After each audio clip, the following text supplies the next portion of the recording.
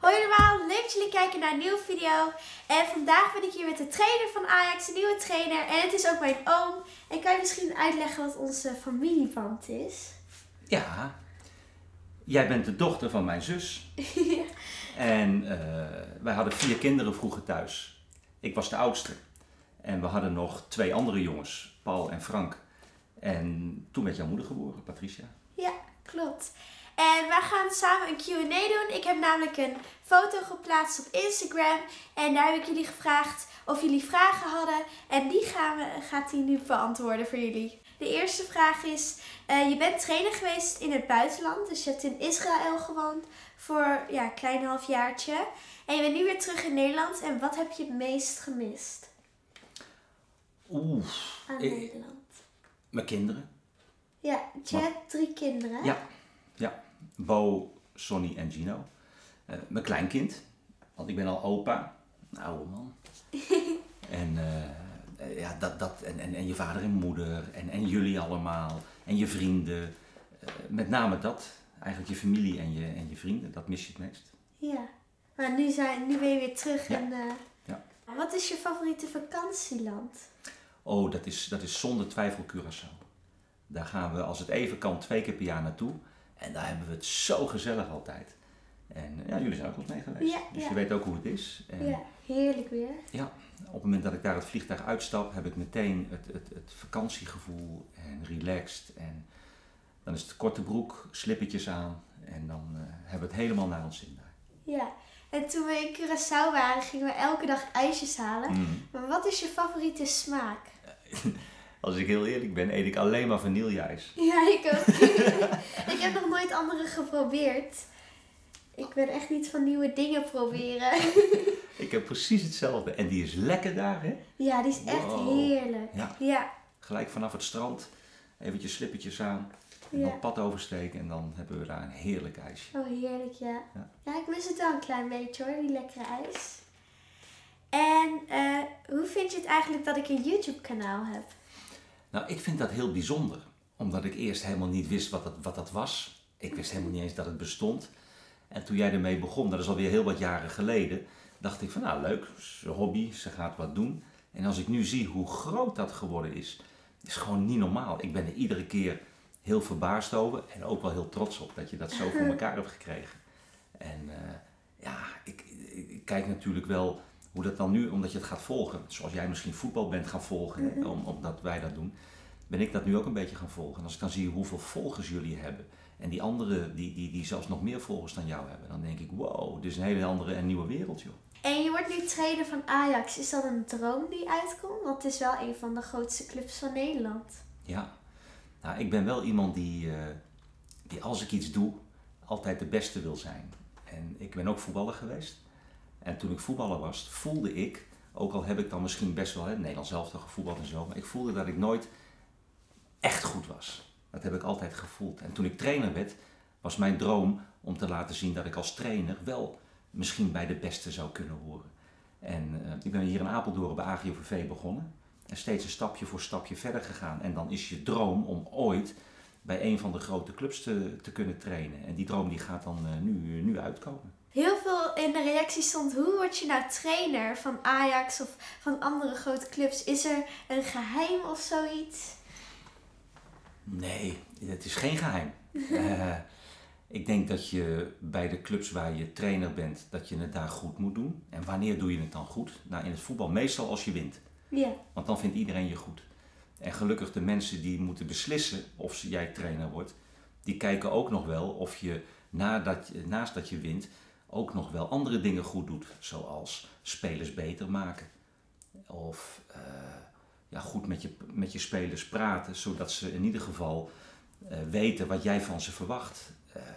Of er een echt team van maken. Want je kan wel eens 11 allemaal verschillende goede voetballers hebben, maar die moeten allemaal nog samen spelen om zo'n wedstrijd te winnen. En als die mensen daarnaar kijken en je doet ook dat goed, dan heb je misschien ooit een keer kans om trainer te worden. Weet je, ieder elftal heeft 11 voetballers die mogen beginnen. Die hebben nog een keer 7 voetballers die op de bank zitten en dan nog een aantal spelers in de selectie die op de tribune mogen zitten. Maar er is maar 1 hoofdtrainer. Dus er is veel meer plek om profvoetballer te worden dan proftrainer. Dus ja, er zijn niet zoveel plekjes. Ja, ik ken je als hele grappige en vrolijke, lieve oom. Maar op televisie kom je altijd best wel streng over. Hoe kan dat?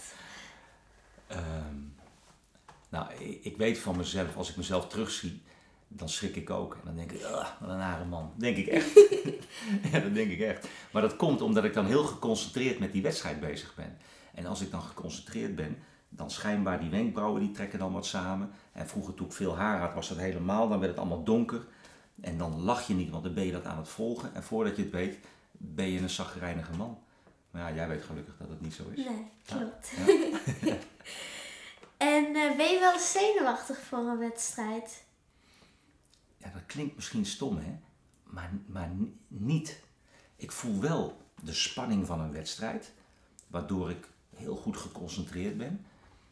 Maar toen ik speler was, had ik dat wat meer. Ja. Maar dat komt ook omdat dan de trainer bepaalt welke spelers te spelen. De trainer bepaalt de tactiek. En nu ik trainer ben, bepaal ik dat allemaal zelf. En dat geeft mij rust. Dus ja, ik heb er alles aan gedaan door de week. We hebben de jongens getraind, ze moeten fit zijn. Dan maak ik de opstelling en dan moeten ze het veld op. Ja, en dan kan ik weinig meer doen eigenlijk. Het klinkt wel leuk altijd dat je nog aanwijzingen staat te geven. Maar dan doen echt de jongens het hoor, want die moeten dan echt proberen te winnen. Oké, echt nooit zenuwachtig? Ook niet voor een hele belangrijke wedstrijd?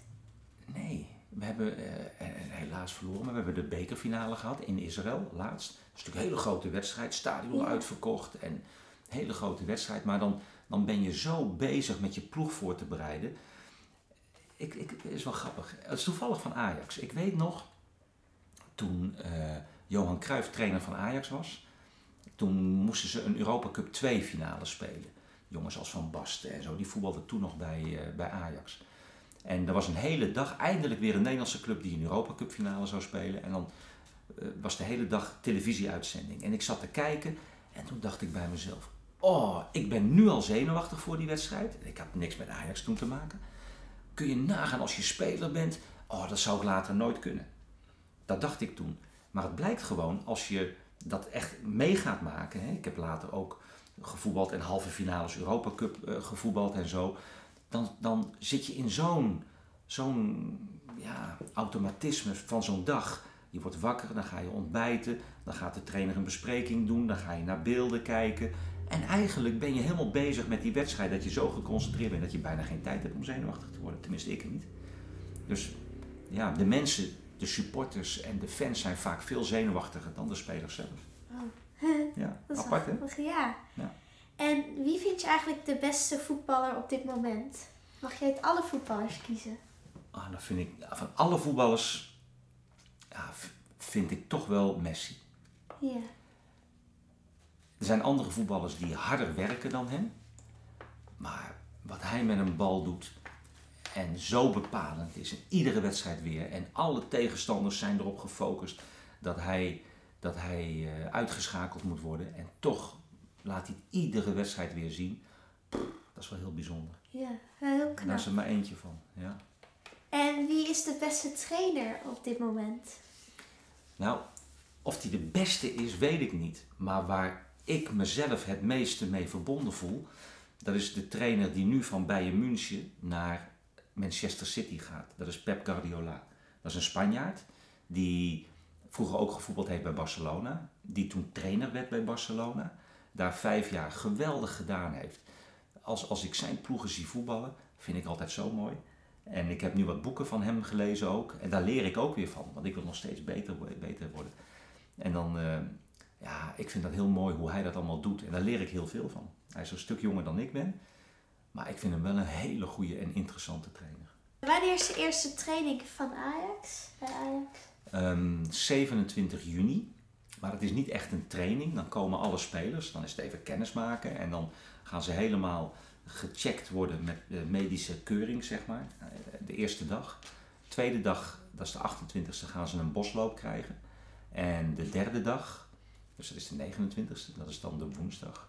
Dan ga ik zelf echt die jongens voor het eerst echt op het veld trainen. Okay. En dan gaan we met elkaar aan de slag. En dan ga ik ze proberen te vertellen hoe wij dat jaar willen gaan spelen.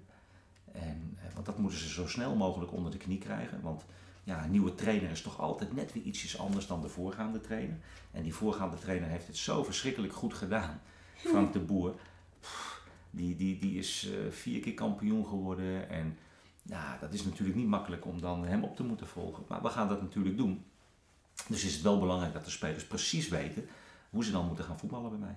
Nou, heel veel succes. Dankjewel, ik heb er heel veel zin in. Ga je komen kijken een keer?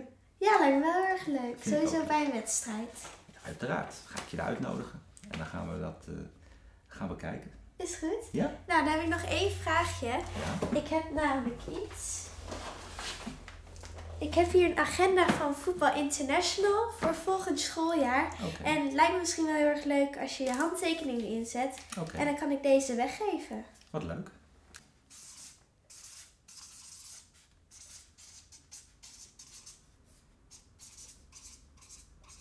Kijk, dat is hem.